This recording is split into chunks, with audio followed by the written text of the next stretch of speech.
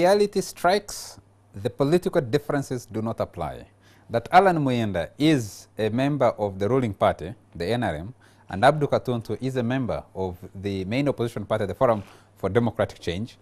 That me, I am non-partisan, I don't belong to any of the parties. That Dr. Muhumuza is an economist, and that's about how far he goes, and Chris is a journalist. The reality affects us the same way. The question is, how do you go about addressing some of these fundamentals? Abdul?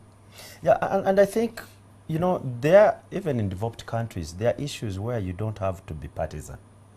Because once we goof, we are all cooked. All of us. If we don't have a functional health system, it will affect Muyinda and me equally. Yes, Muyinda may have some little bit of money because he uses his connection in the party to get a contract. But at the end of the day, he has relatives who will be coming to him, aunties, uncles, and he has to pay the health bill. If the education system is not functional, the same. So most of these issues, especially that affect service delivery, and corruption is one of them. I thought we'd be talking the same language, other than trying to appear like we are apologists of a system that is actually rotten. You see, if government uses 200 billion to do a road which would have cost 100 billion, we've lost out on another maybe 100 kilometers of another road. It is common sense. It will affect Muyinda, it will affect me. But because... But that's where I disagree with you, Katuntu, where I say, don't look at the government. It's the individual who is involved in that scam, not the government per se. But who has been given the responsibility. If you are given the responsibility, let's say to like the Katosi incidents, why don't you do the right thing? But why don't you do the right thing? How many projects has UNRWA worked on successfully? And all this has need an audit into that, all this has not been happening. Problem. But the roads are there, and at least the road being there is another projects matter. have been moving. No, Abudu is saying because UNRWA done better things before, Katosi should be ignored. No, it's not what I'm saying, Chris. Mm. I'm saying, why don't you blame the individuals who are involved? You talked about the middlemen. Do you know the role of a government? Who is behind? Do you know the role of a government? Who is behind? You are government, I'm government. Our role is do you know the to role of supervise. government? You want to go to parliament, eh? That's what we are doing. You want to go to parliament? Yes. To become more big problem in that parliament. We already have a problem in the parliament, so you're also going. I think, Alan, you see, ordinary Ugandans wake up every day, buy mineral water and pay tax, go into a fuel station and pay tax, go to the market and buy a second-hand shirt and pay tax. Everything we are buying, we are paying a tax. And we pay this tax to government. To do what? To make sure that our society is managed properly. You get it? And if government is not doing its job, then we have a right to get mad. You don't have to apologize for government. No, I'm not. It is their responsibility. I'm a parent. You get a president. Let me give you an example. You get a president. You know why we always harass the president? Do you know how many vehicles he moves with? Are they his? You know the house he sleeps in. Even the clothing, we pay for it. Even the food. We look after his children. Why? Because he's a president. So he must make sure that his government functions properly. Protect our tax and make sure that our tax has been appropriately used in a frugal manner. But I think he has done that by allowing these investigations to take on. But that is one incident. If he wasn't fighting corruption, he wouldn't even be reading this in the national newspaper. To point out and say because of this one project would be to be extremely disingenuous and to take Ugandans as a very gullible people when you don't put the different scandals that litter around and stand above all of them to be able to ask for a solution on how we move on collectively. Let me ask you. See, Dr. Charles, Doctor is going to come. Yes. We are looking for solutions. Already we know the problem. That the regime has some fat cats that's already fed through these dubious ways. If you go to law firms, Abdul Katuntu, with all his head, he can never have a multi-billion deal to represent the government. Attorney General is ignored. Some boys who come from LODC for connections drive stupid big cars in town, seem to be serious lawyers, bypassing competence. So we already have a problem that is that army that has been fed out of no sweat, that is not even talented intellectually. So that is the bigger problem we're going to face in this country. They are going to side with the government that does not deliver. So what do we need to do? First, I think we need to start constructing new arguments. If you're an NRM, fine, it is your right, but construct new arguments on how to run this country. The old arguments from the bush by people who are beaten by mosquitoes cannot deliver us anywhere. So let's get new arguments. And the new arguments now, people must actively be involved. And I would advise that we go for a coalition theory. This simply means that we need to begin to have sympathetic leaders first. Whether in NRM or in opposition, sympathetic to the problem of Uganda. Because it is evident. After having those sympathetic leaders, we must then have sympathetic managers in government. Because they hold these resources. And they have been held captive by government. They fear to drop from the middle down. They want to go up. But they must sympathize with people who have already dropped down. If we have that coalition of people who now see an imminent problem, then we must begin to push. We cannot leave these matters now to people who say, okay, government has done this. We have had a government for 30 years. There is no more need for research. There is evidence that a teacher is hurt, a medical worker is hurt, a policeman is hurt, and a traditional civil servant is hurt. All we need are people who can be sympathetic to their cause, come out and challenge. Chris, when you talk, you call for sympathy.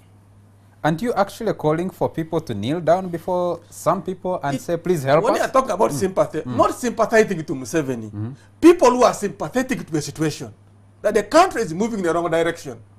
Unless you have them who feel that this is wrong. That's the sympathy I'm talking about. Come on, kneeling before who? For what? Because sympathy is earned maybe through that. No. Dr. Mumza, let me come to you. That's why the government is working tirelessly to improve. But you said, Alan, you're contradicting yourself. You want to go to parliament and you don't know government. Please don't you go to refer to parliament. Abdul Katunta as government and yourself as government. And then you're saying that is why government is working very hard. Yeah, that's why we are working very hard. Yes, he's there in the parliament. You don't know government, so don't go to parliament.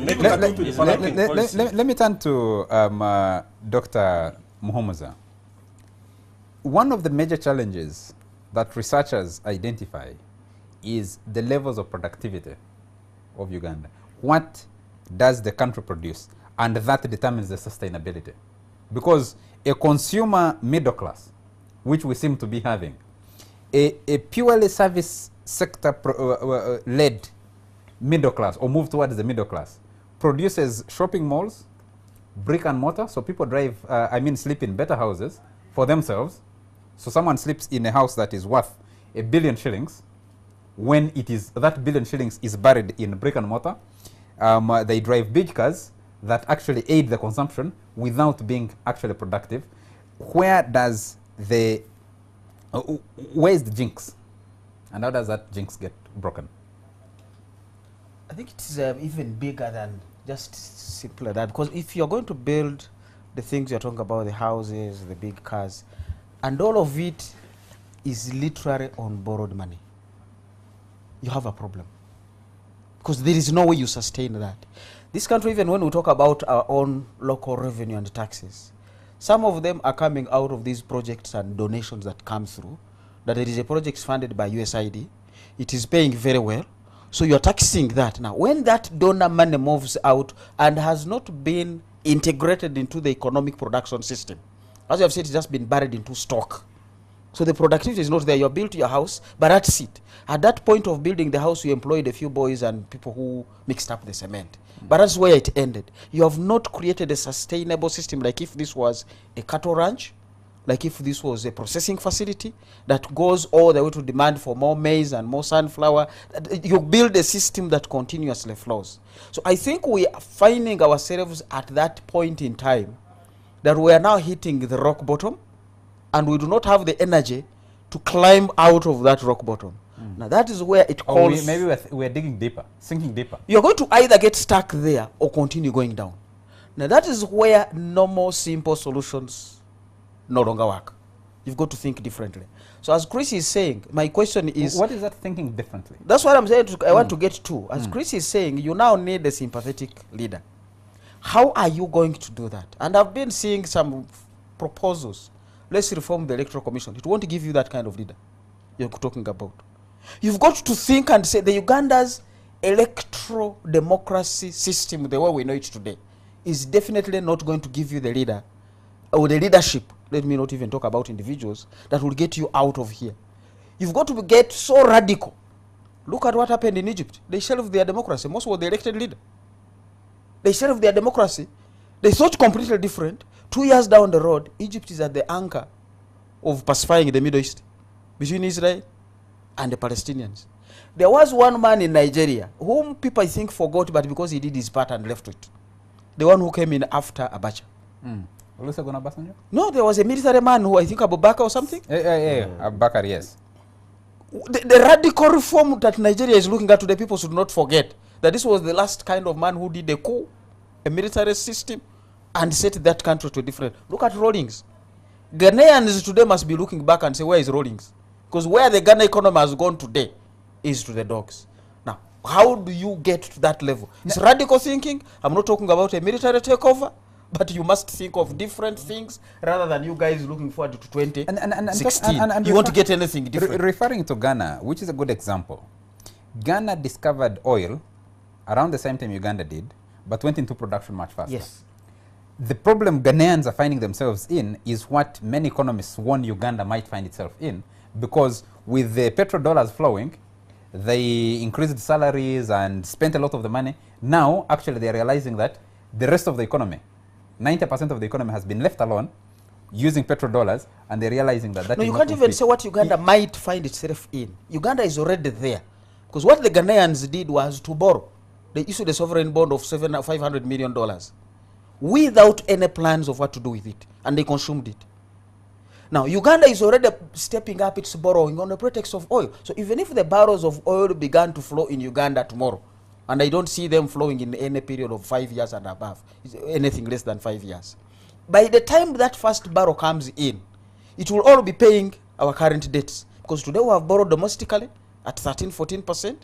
We are borrowing foreign non-concessional borrowing. So by the time the first barrels come, Ugandans will be owing more money to the lenders, who will be able to foreclose on you, that you will not even have the privilege of saying this is what my oil dollar can do, because you will want to pay off those creditors. So we are already where Ghana is even before the first barrel comes. Charles, yes.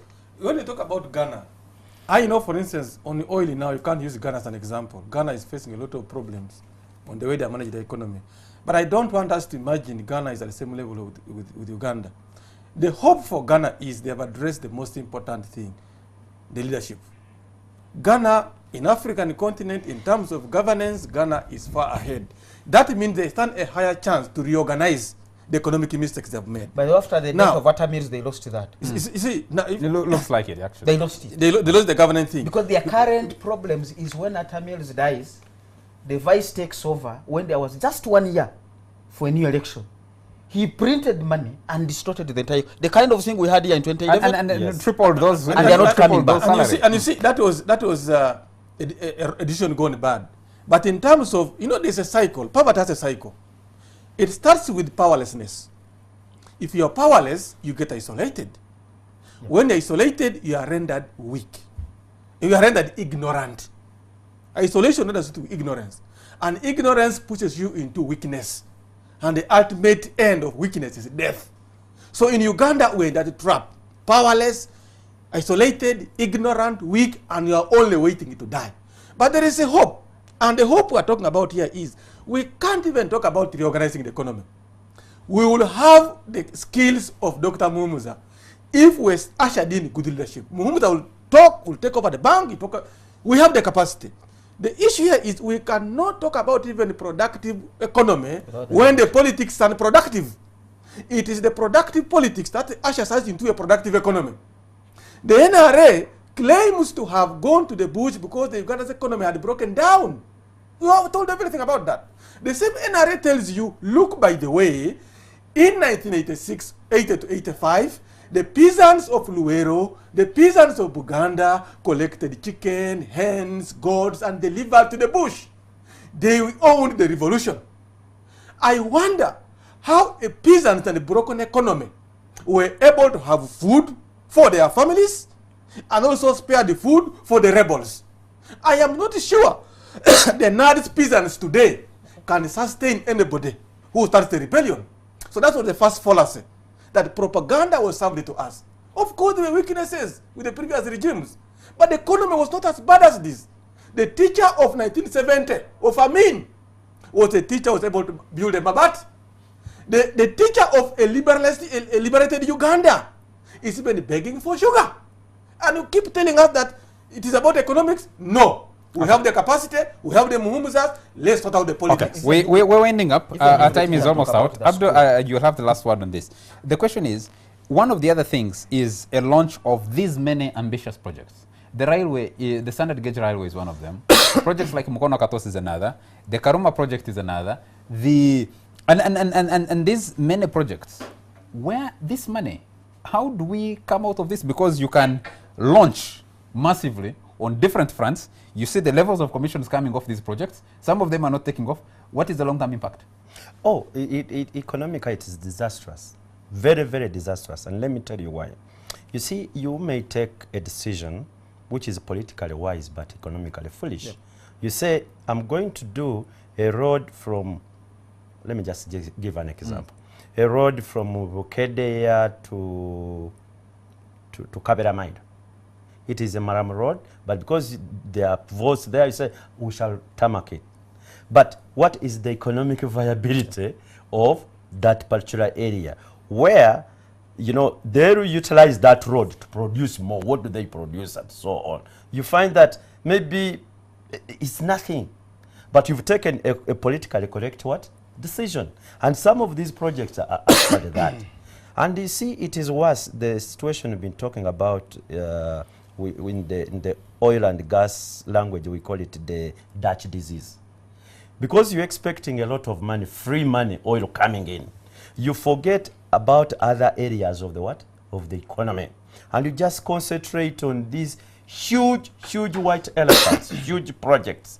It will not develop this country. It will not. I'm telling you. Okay. At the end of the day, you will have a bigger problem, which Dr. Mumza is talking about. You have a, what is our public debt now? 14 trillion. You can never tell. 14 trillion. 14 trillion. That is money to be paid back. So look at our economy.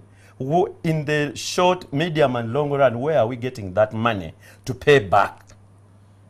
Don't even worry. Gentlemen, I'm afraid our time is out. They are eating from you today. They are also eating from your great-grandchildren. Because they are the ones who pay the debt. That's the problem. Our time is out. We need to give Alan 30 seconds to say the last word, and then we'll get out of here. Yes, for me, what I think we should give the government a chance and time.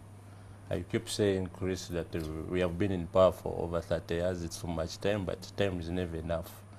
Uganda now, currently, NRM is like an elephant in a jungle, where you see there is fire, and then the lions and the rest are just making noise, letting only the elephant to blow out the fire. So I would request that all of us, as Ugandans, we join in this struggle. Find their problems. My batting shot is who lit the fire. There are problems. Who lit the fire are you and me. Are the ones who lit the fire. Our time is out. Our time is out. We need to get out of here. Who lit the fire? Gentlemen, who lit the fire is a question we'll throw to our viewers to ponder and ask. Another vote. Our time is out. Thank you very much, Chris Obore. Thank you very much, Dr. Muhumuza. Thank you very much, Alan Muyenda. Thank you very much, Mr. Honorable Abdul Katuntu. Thank you very much to you all our viewers for joining us tonight. Join us again next Sunday. Have a good night.